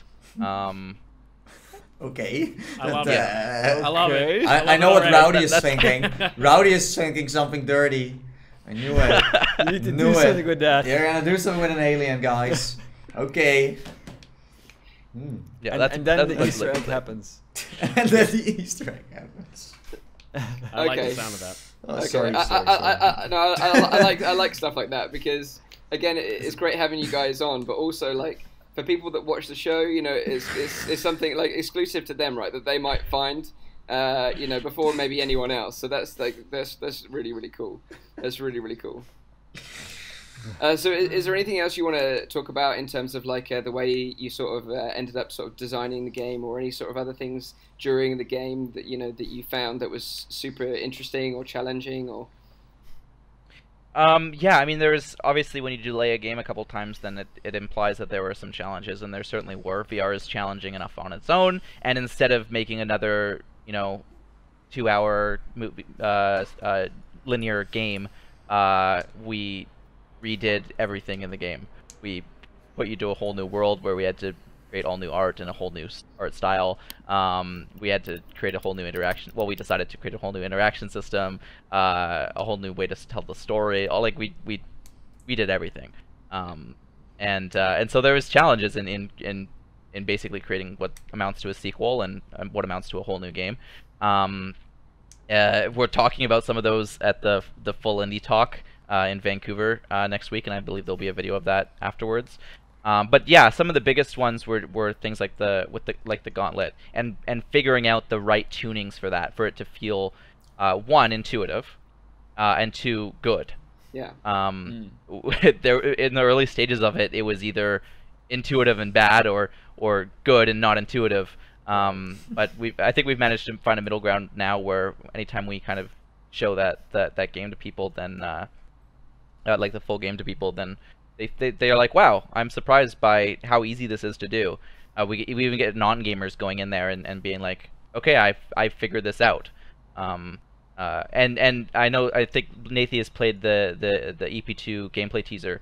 We've actually fine-tuned it since then quite a bit. It's a lot less sensitive. So like, yeah, even in the last 7 months, we've still been tuning that. So that was one of the biggest challenges. So does that mean like once the game's released, you'll be working on the next episode straight away, or is that something you can't tell us? Well, there's a couple things we want to do. I think we're gonna put out a roadmap shortly after EP2 launches, just to show you guys what's going on. That's nice. But I mean, one of the things we want to do is we want to update EP1 and put all these new features in. Not the new gameplay mechanics, but like all the different graphics settings and the skin tones and the hand sizes that are in the Oculus version right now, but not the Vive version. And a couple other new systems, and then after that we want to do a major update to EP2 to bump up the graphics some more, and do a performance patch similar like we did with EP1, right. 2 months down the road or whatever. And then yeah, we want to think about ports, and we want to think about MP3. We want to think about some other stuff that I can't talk about. So there's a lot of kind of wheels turning at the moment. Yeah. But yeah, we're definitely gonna stay in the grind. Yeah. Like imagine like the gallery, but then as a co-op game that you play with someone together. That would be something very. And with Knuckles controllers. Nice. We're working Hey, on. Rowdy, I have no space in my backpack anymore. Do you have like a spot? You know, stuff Yes. like Oh, that. yeah, That is cool, actually. I like that. Yeah. Working on a project like this for the last 18 months, it really brings out a whole bunch of new design stuff that doesn't fit in the gallery world or necessarily this series world, right? Because the gallery is a bigger thing than just these two worlds or these three games.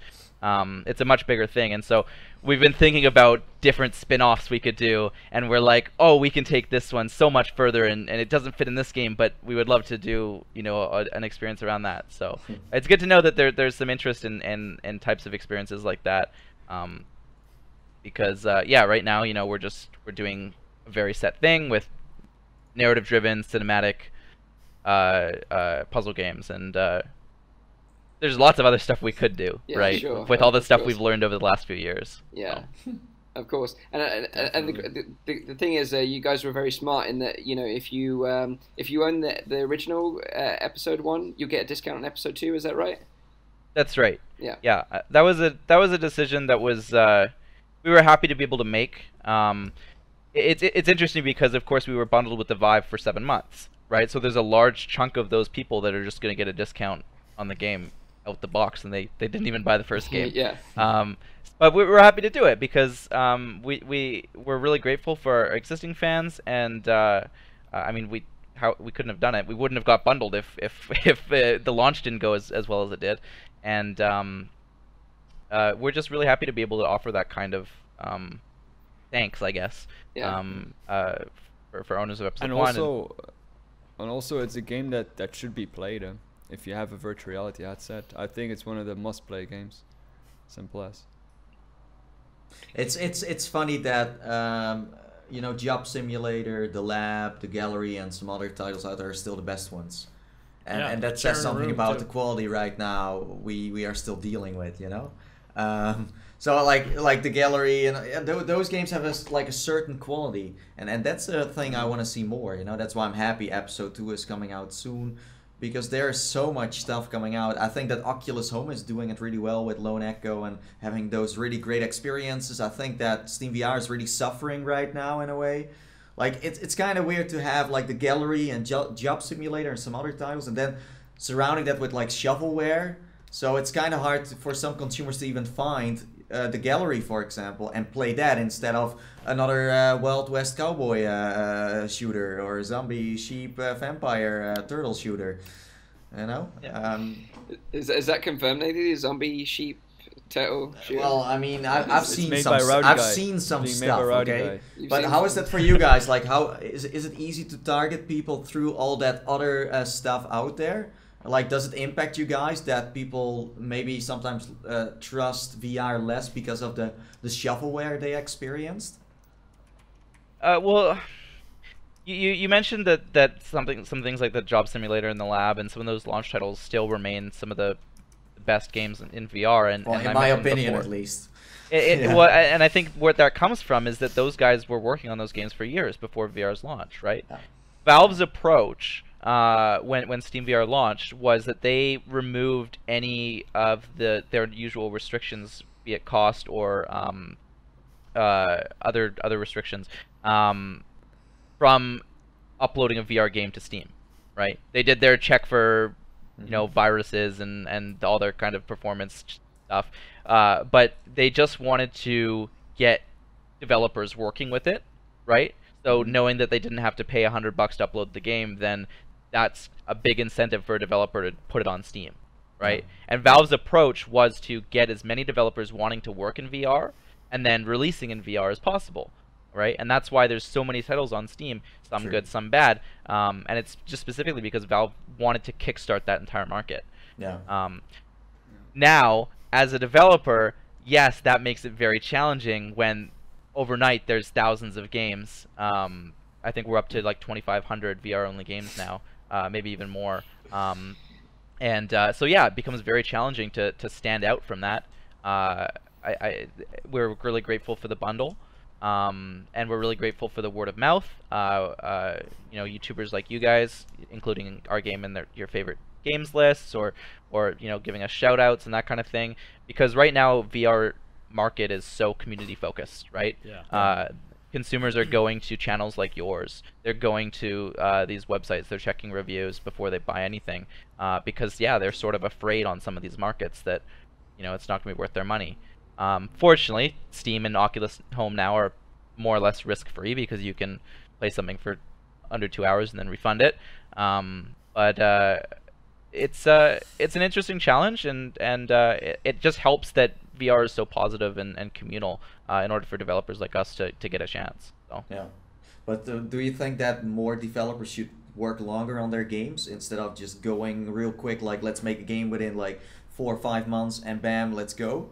Or do you think there are enough developers taking their time to make like a good title right now? VR development is all about iteration. So if you think about if any of you are familiar with the history of the first episode, that game was redone like 4 different times from the ground up. And all of that time is basically little chunks of 3 to 6 months, 12 months, and it's just little chunks of time that in those times developers are just putting their game up because they're learning something, they're thinking that they've found something cool, and they're uploading it, right? Yeah. Of course, with that first episode, we could do that because the hardware didn't exist for consumers yet, right? We had some demos, like we had our elevator demo, and then the Skyworld demo, and all of these different demos showing different chunks like that, and those are the same kind of different chunks that you're basically seeing on Steam now, because these developers are finding these interesting things and uploading them. And I don't think there's anything wrong with that, because part of it is, one of my favorite experiences right now is Chroma Lab. I don't know how long it took them to make, but it's just like this little particle shader sandbox, basically. Maybe took 6 months to a year to make, maybe less, and it's one of my favorite VR experiences right now. So I don't think we should say developers stop uploading your cool shit that you found that you're proud of, because there's going to be stuff that comes up out of that. Right. That's true. But it is a mix. It is a mix. You got developers that are very passionate about it. You also, of course, got developers that just want to, join the hype, milk VR out a bit, and they're like, well, if they have a great or bad experience, we don't really care. So it's like a mix, and that's the problem a bit, That's why I'm afraid that people have like a bad experience, and it's kind of poisoning the whole games list, where people are like, I'm not sure if I want to buy this anymore because I just bought like 5 games and they weren't that great anymore. So it's like, it's really hard. That's what I see, at least on Steam VR, to even identify what is good anymore and what's bad, because the screenshots are all like rendered in the Unreal Engine 4, and they got really nice trailers and they're very exciting, and in the end when you play it, people are like, well, I don't know what this is, but this is not like optimized, or it's not ready, or it's not even finished, Yeah, totally. It's just, I want, for example, like the Gallery is like a very cool game, but because of all that other kind of crap that comes out there, it's kind of hard for people to find like the Gallery. That's why we, for example, say like, hey, this is the best game you can play. People are still surprised when they ask me like, what is your favorite game? It's The Lab, and it's one of the first ones that came out. So you know what I mean? And it's also, like I said it also a couple of times, it's not always about, for me it's much more about originality and story than it is about great visuals. Since one of my favorite titles still is Super Hot, and there's only like 3 colors in that title, and everything is polygonal. So it's, in terms of visual, it's nothing special, but it's such an original way of doing a game that I would like to see more original and more story-driven content just on Steam. Also, probably, and that takes time. You can't write a good and decent story in like 3 or 4 months and have the game developed. Yeah. I think right now, if you go into Steam and you check the VR only box, and you check the games box, and you check the story driven box, there are, I think, less than 10 titles. Wow. Right? That's how tough it is. Yeah. And you see a lot more story-driven titles in Oculus right now because Oculus is pumping money into that stuff. But I think that's a good way. I have to credit Oculus for that, and I think that, you know, I'm not saying Valve should do that, but it would be nice to see you know, big hardware developers also pumping money into HTC Vive titles. Because I think that, I mean, of course, to make a good story and to make a, because the same with Arctica 1, because it's funny, I just got contacted by the one of the lead writers for the story character of Veronica, I think she's called. But they actually hired someone who is a professional writer for, like, you know, a storyline of a single character, which is, I think, is incredible that they're willing to invest so much time and money in that, because that requires a lot of effort, but that does bring a lot of good stuff to the game. Yeah. No, don't get it wrong. The Vive is putting, and Valve as well, they're putting money into VR, right? Not just the hardware. Vive has done a number of investment rounds with a bunch of different companies, but smaller companies, right? Where Oculus is putting money right now is in AA and sometimes AAA developers, right? Whereas where Steam and where Valve and Vive are putting money into is indie developers, right? And sometimes that pans out and sometimes it doesn't. So it's a different approach because they're kind of two different markets, right? Oculus is owned by Facebook, and so they're really looking at a big picture, whereas Vive and Steam, I believe, are really looking at building the industry, right? I mentioned, like, Valve's whole thing was getting as much content as they could, so they're about finding those gems. You know, Valve took the Vertigo developer, and he's working over in their headquarters now. Same thing with the Onward developer. That was also already a great title even before Valve got involved in that. That was already, I mean, I played that. That was a great title. I had a lot of fun with that one. But I feel like Valve, if they, like, invest into those, like, developers and they do a really good job at that, they really seem to know which developer. But I feel like I want Valve to publish it. You know, where Oculus, made by Oculus Studios. We all know Lone Echo, Arctica 1, they're all, like, from Oculus. So having that more like a mark on there, it's from Valve, makes it a lot easier for people to know, like, hey, this is one of those quality titles I need, you know? It's true. I mean, Valve doesn't really publish it because it's not really theirs. They want them to do it themselves. But you know what I mean? Like some kind of, like, quality mark on it from Valve, in a way. I don't know where Valve is at with these developers, but in the past, what Valve has done is they have just straight up bought these developers, right? Portal was a student project that was purchased, and then Valve made it, right, with those guys on board. Same thing with Counter-Strike, same thing with Dota. Like, these were other people's projects. Valve was like, these are fucking awesome, and then helped them build their game.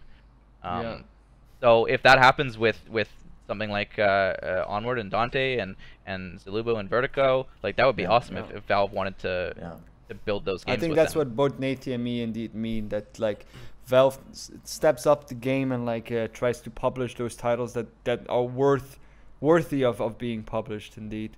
Because I think it would be, and of course, I mean, we said that last time as well. Valve is still working on VR titles. They've previously said we have 3 VR titles in the pipeline. Which ones those are, nobody really knows. So maybe you know more.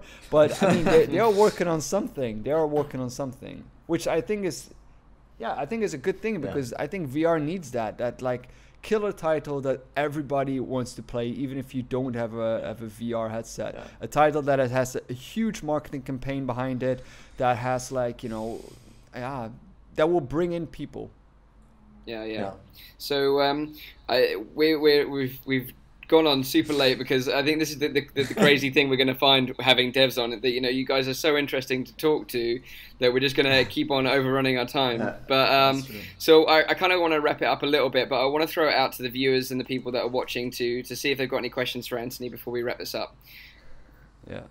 I see Paradise Decay already said, Half-Life 3 VR, Left 4 Dead 3 VR, and Portal 3 VR, all confirmed. It would sell well. I mean, you already got, like, a whole thing around it. Then the 1 billion users in VR might be not be that far away. Maybe.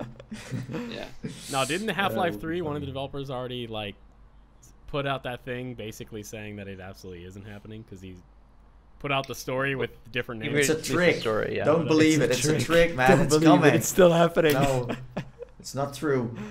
I'm not gonna believe that stuff. By the way, I got like the tape right here, so I know everything, guys. It's all in here. Nice. All the information. Nice. Everything you need to know about what you are going to do with that alien is in here. Although, footage of it. Although this is where it is. You want to know what to do to that alien, boys? I watched it already twice. It's very addicting. we got a question from Michael Clay. If you could see one change in the PC gaming industry, what would it be, Anthony? It's for me personally, there's a lot of focus right now on this idea of value and where value lies for different people. For some people, it's playtime. For some people, it's polish. And there's a really compelling dichotomy there, because in the PC gaming market, then a title like Gone Home is what, $20, right? And it's similar to the gallery. It's like 1.5, 2 hours, 2.5 hours, that kind of thing. And people are able to get over that in a different way, depending on the platform. With PC in general, then because of the platform that Steam is, there are so many discounts and sales and all of that kind of thing. And so it always comes down to, this game's got to be worth X dollars. And there's like a bracket that every player in the whole world has of where they think each of those games lies. Because VR is such a new industry, I don't think those align the same way. Because of the development costs, because of the development length, it just doesn't line up the same way. Right. And it's really challenging to try and fight that. Fight's the wrong word, because there's nothing aggressive here. But it does hurt to hear that people are like flying through the gallery, for instance, right? Because you guys all said that it's not what it's about, right? It's about being in that world. It's about taking the time. There's story that is there. There's, you know, a couple hours of content in there. But if you just walk through the linear path, then it's shorter. And that's something that only games can allow, right? Gone Home is 5 minutes long, because you can if you know the ending, you could just go right there, right? And there was that video that got like 5 million views, and it was like, Gone Home's 5 seconds long. This game sucks. Yeah. You know, and so we're kind of struggling with that same thing, that same kind of, where is the right price point, what's the right length, and I think the PC market just needs to be a bit more open about realizing that developers are just like you. They're not trying to rip you off. They're trying to make experiences that they want to make, that they think you want to make, and that they're people here too, right? Like, yes, there are some developers that create shovelware on iOS and Steam or whatever, right? And they're just trying to get some bucks. But a lot of these guys are putting in the work, especially in VR. There's very little money in VR right now, right? So the guys that are putting work into VR right now, genuine work into VR, those guys are doing everything they can. They're trying their hearts out, you know. They're super, super passionate about the industry, as much, if not more, than you guys, because they're risking it all to do it, right? And that, I'm not just talking about Cloudhead or studios like us. I'm talking about these sole developers that are putting out these passion projects. And it's very difficult to try and convince someone that something is value to them when they have a different idea of what value is. But I just wish that sometimes people would be more open in the PC industry about that. Yeah, true. That was a long answer. I'm sorry. No, it's a very good answer. It's a very good answer. I think we'll take one more question, and then we'll wrap it up. Yeah. I also saw, like Michael Clay say, and I kind of agree with that, like you want to create a lasting memory, and that is for me what VR is all about. You know, you want to have that headset on, be immersed, and create that memory that you like. You can't explain that to anyone, because no one has experienced it in the same way as you did. That is for me like a great thing about virtual reality. And it can really change your like way of like living your real life as well. I mean, that's why my house is full of BioShock stuff. It's not because I'm just a fanboy of BioShock. It's the first game where I really felt like It affected was a you, part of it. Yeah. So that's why I'm like, that's why I have these things, because they bring me memories I had in the game, and I can look at them. I'm like, yeah, this is what I did there, and this is what we spoke about, and that's it. You know, that's exactly it. Yeah. And for me, it's even worse. I became a neuroscientist because of a game that I played, because I liked the lead character was a neurobiologist, and I was like, oh, that's freaking interesting what he's doing, and I started studying neuroscience for 5 years for that. Wow. It's actually true. It was the game Grey Matter. Yeah. I don't know if anyone, if you know that. Yeah. Literally changed your life. It changed my life, literally. Yeah. It became a neuroscientist because of that. So just be aware, devs. You know that our lives are in your hands. You know, you can control our futures in a way. Yeah. So make sure you take that responsibility very seriously. Right, guys. So we've been going on for about an hour and 50 minutes now, and I appreciate, obviously, it's a bit longer than our normal show, but you know, when we got people like Anthony on board, you know, maybe these shows will run on a little bit longer, because I think there is just so much we can talk about, and I just want to say thank you to Anthony for being part of the show, because you've made it really, really interesting, and it's nice to get your opinion on a lot of topics within the industry. I want to say thank you again to all our viewers as well, and obviously now our listeners, now that we're going to be on Google Music Play and obviously on iTunes. So if you're listening to this and you want to see our beautiful faces, then obviously make sure you come over to the Nathie's YouTube channel so you can watch it live on a Saturday. Like I say, it's live streamed at 4 p.m. in Europe, 3 p.m. in UK, and 10 a.m. in Central US, so you can catch up with us there. Thanks again for being a part of this, guys. We really appreciate it. We've been having a ton of fun doing this show, and yeah, we'll see you next week. And before we go, if you want to pick up the gallery, it's available on Steam.